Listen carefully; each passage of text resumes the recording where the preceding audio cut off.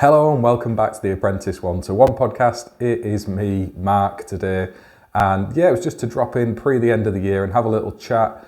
I have got some episodes already recorded, some really good ones actually that I think are going to be helpful to retrainees and apprentices.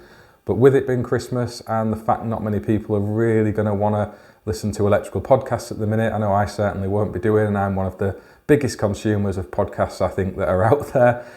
So we decided to just wait into the new year till we start releasing those.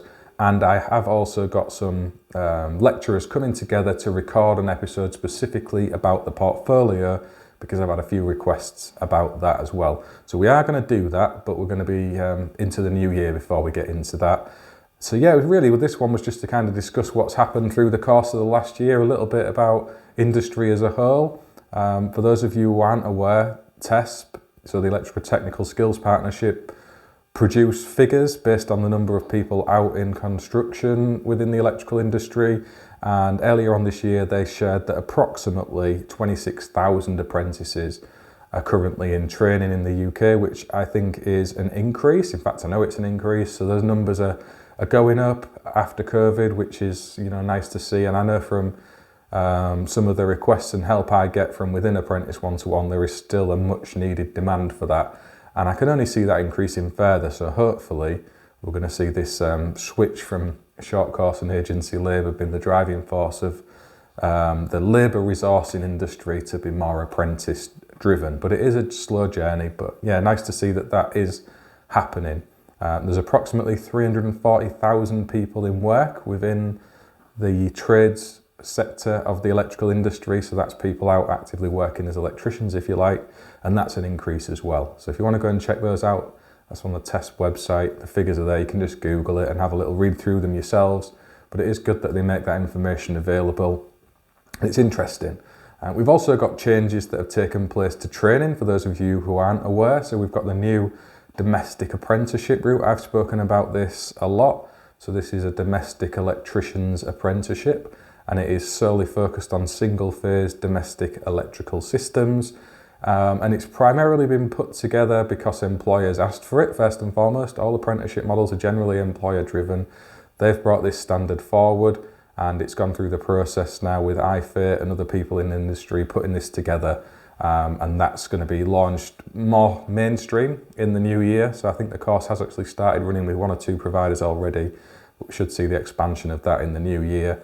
I think it's exciting because there's a lot of domestic electrical contractors out there who couldn't take on traditional apprenticeships in the past because they don't have the full range of work that's needed for them to attain the qualification. So there was elements of fudging going on, helping pass people around different employment, or just putting bits and pieces up on a garage wall at home to get through certain aspects of the training journey, when neither the learner or the employer actually wanted to be involved in those specific work types and systems. So this is more defined training. I think it's a good thing. It's a replacement of those short courses that were there of the past to a more standardised and robust model of training. And yeah, it's not replacing the traditional apprenticeship, it's just something new.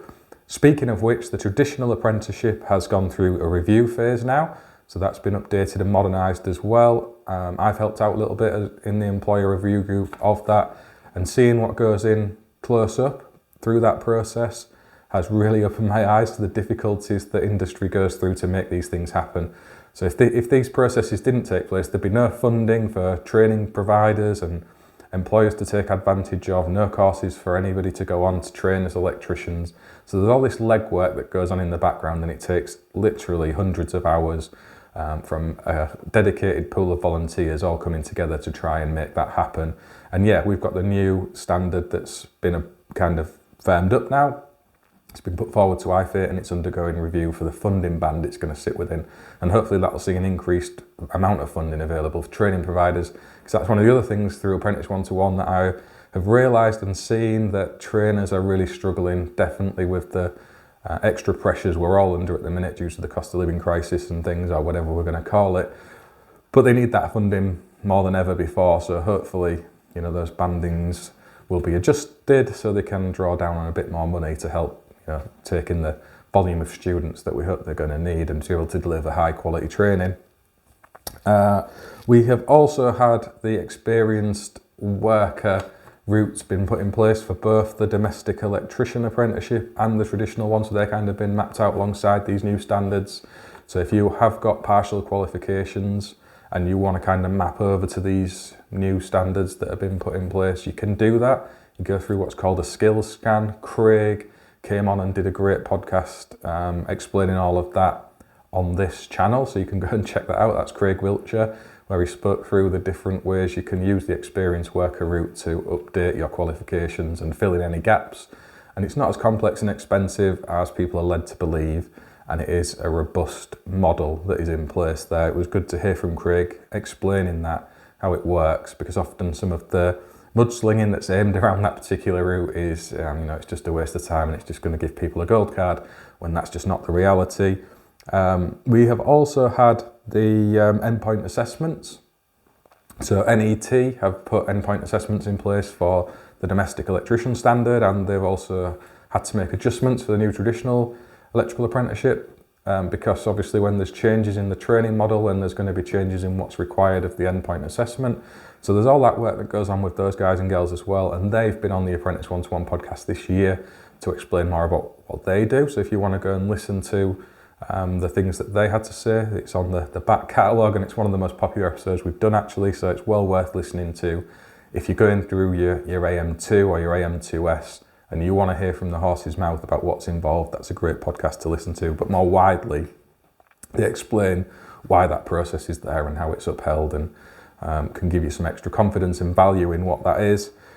We've also seen a massive surge in demand on renewables. So this is kind of where this domestic electrician course is going to kind of tie in as well, I feel, because that's very much focused on the renewables area. The traditional apprenticeship's kind of mapped a little bit towards that, but not so strongly focused. So if you are in that sector and you want to take on an apprentice, it's well worth looking at that domestic one, because there's lots of training that's taken place inside the college environment in and around that as well. So there's that, and obviously if you are out working in industry and consumers are very much looking at saving their energy bills now and investing in their homes, if you're in that particular area, I think we're going to see a huge growth in demand. So we'll obviously see an increase in demands of this labour pool as well, and the opportunities for us to sell our services and build businesses. That's what it's all about. Being successful and providing employment for yourself and other people is something that I think we should all be working very, very hard towards. And it's nice to see that the electrical industry is front and centre of a lot of these initiatives that are going on out in the wider community.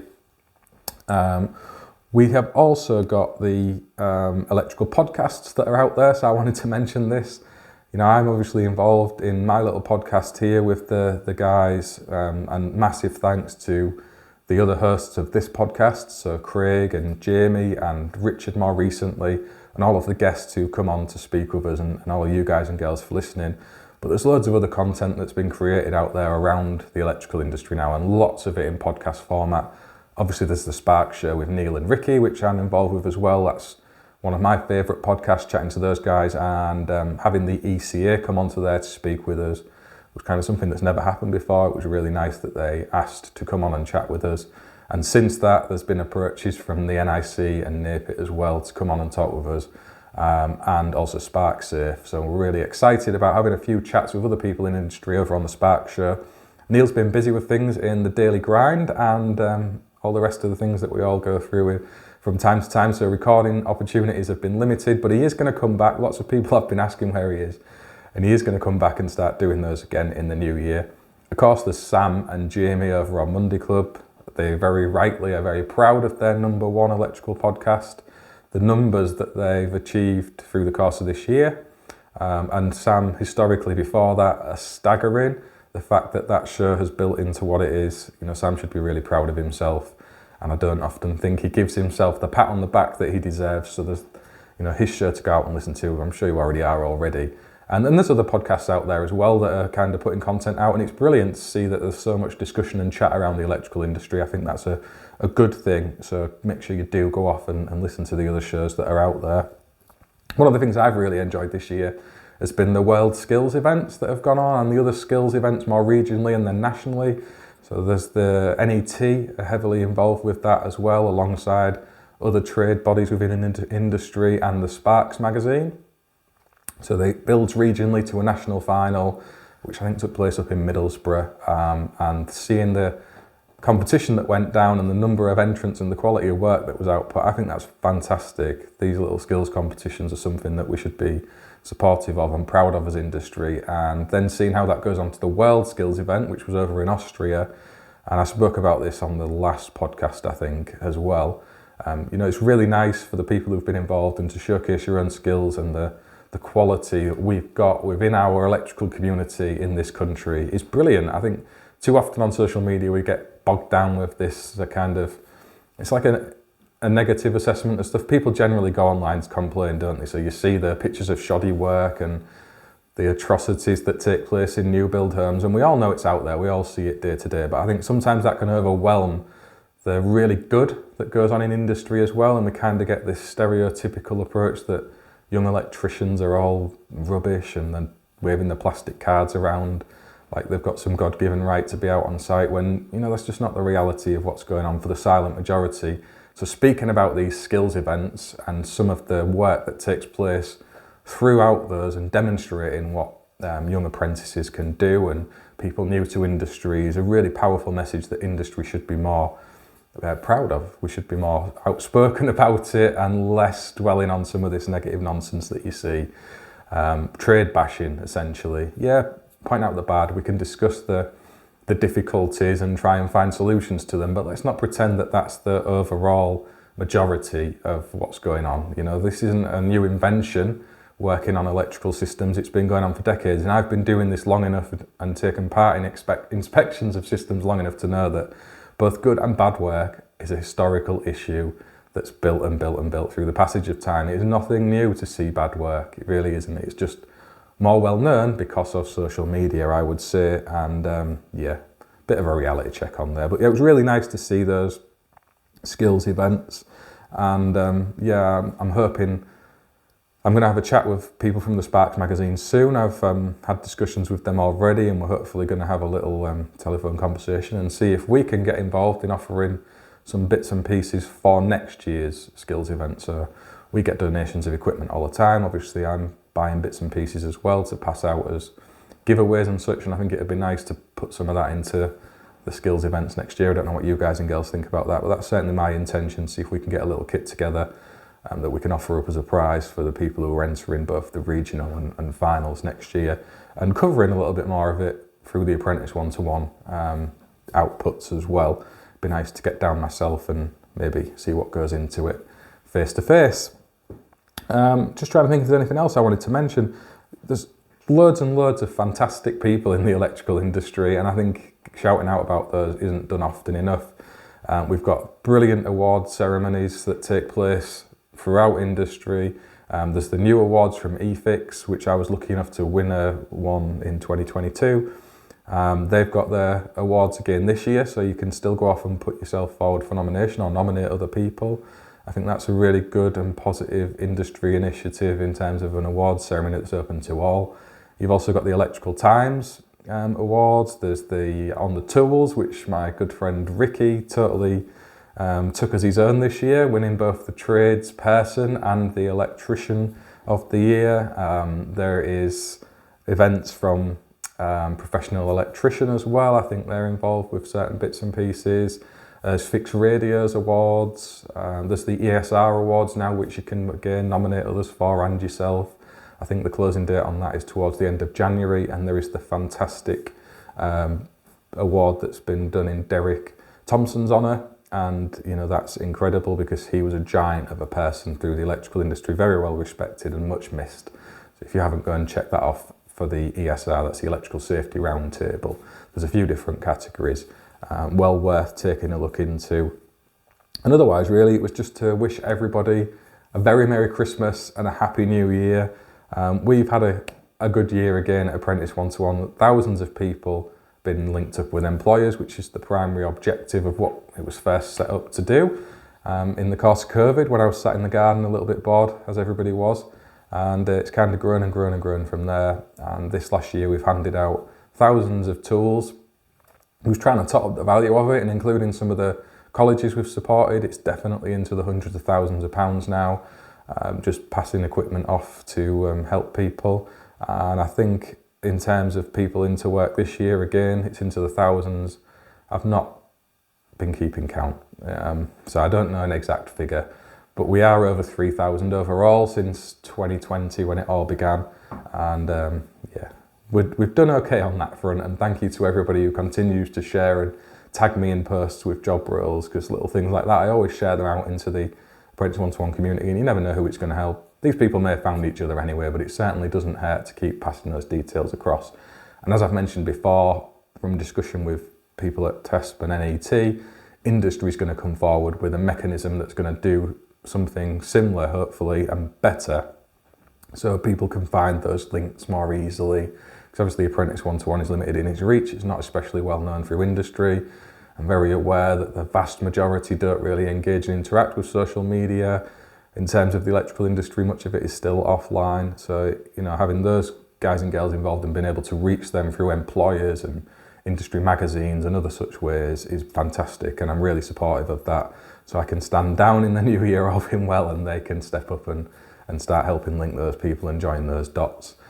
We've got the academy that's building. Obviously, I've shared a few bits and pieces on my YouTube channel, so Mark the Sparky Ellison one, where I've been building up some of the booths. So the end goal with that is 6 booths. We've got different installation types going into each one: commercial, industrial, domestic, renewables. We've got some EC&I as well, so your instrumentation and things. We want to give a wide scope of experience for people to come and enjoy and to be able to demonstrate and hopefully help raise the tide, rise the tide, help training. So that's the idea. We're not here to replace and take away from existing training providers. We want to support them and encourage people in their learning journeys and give them a better chance of a successful outcome. And those in real hardship and real difficulty, where they've lost placements and stuff, to be able to step in and make sure those training journeys continue. But we'll be able to cover more of that as it all launches more formally in the new year. That's the plan. I've still got some work to go and get on with out in building up these booths. And again, we've got modern equipment all the way to older equipment. Again, the idea is to give people a wide scope of experience. Same with using prefab bends. That's the thing I'm covering at the minute on my YouTube channel. Forming your own and using pre-manufactured bends, just to show people the different options that are available, and some of the old skills maybe stay alive as much as maybe aren't needed as much as they once were. Yeah, if you've got any particular podcast topics you want us to cover, obviously around the training and apprenticeship space, because that's what we're focused on here, do get in touch and let me know. We have got Pete Hook, who's going to come on and chat with us as well about the portfolio aspect of things soon. We have got some exciting industry guests as well, and as always, people at the coalface of training are going to be coming on to talk all the time. It's not about getting big hitters, famous people from the electrical industry on here. It's a place where everyone can have a voice and come and discuss things that might help training. I love taking part in doing them. It's one of my favourite hobbies, podcasting. So talking with the guys on their far more successful and bigger shows is always an absolute pleasure, and doing this is something I love. So if you've got any ideas, reach out and let me know. Otherwise, have a brilliant Christmas, a happy and successful new year. We'll be back. We'll let everyone get over the hangovers and stuff. So maybe in the second week of January with an episode that hopefully can help drive away the January blues for you. And until then, catch you all later.